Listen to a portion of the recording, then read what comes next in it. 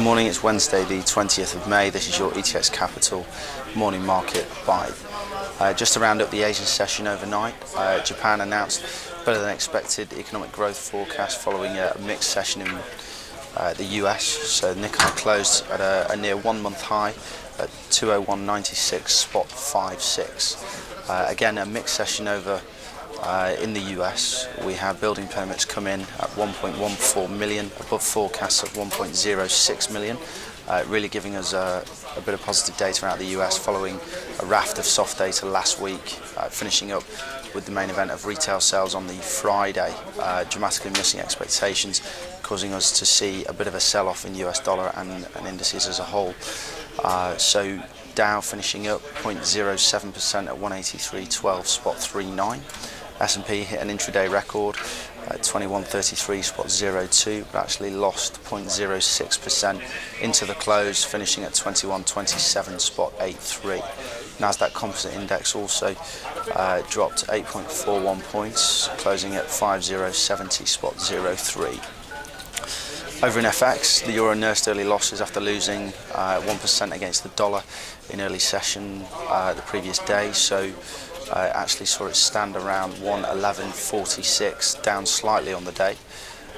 This, of course, mainly due to announcements from Benoit Cœur out of the ECB that they're potentially looking to increase the easing policy through May, June and potentially September as well. Really, I think to drill down into the desired effect that is to devalue the currency and increase some spending to give some growth in stock indexes in particular.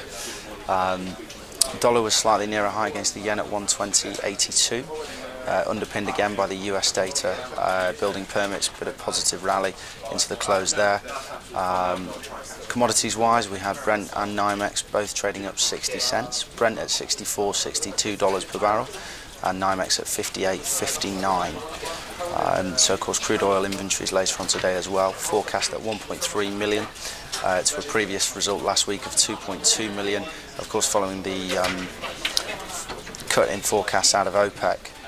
So we'll start to see maybe some consistency in the figures this week, but commodity traders' eyes clearly eyeing that figure due at 3:30 p.m. this afternoon. Equities wise, we had M&S trading up 0.1% on the open this morning at 585. They posted their first rise in annual profit in 4 years and really given off a statement that they found a solution in how to operate fundamentally, which they struggled through the festive period and over the last 4 years. But they're now giving off the impression that things are stable and they've found a successful formula to move forward. Thomas Cook as well, also announcing that they're returning to better times and that there's more dividends promised next year for shareholders. Stock was trading down 1% at 155.5 in early trade this morning, but they're very bullish on full-year growth forecasts and confident that they can meet market expectations. So that's all for today. Thank you.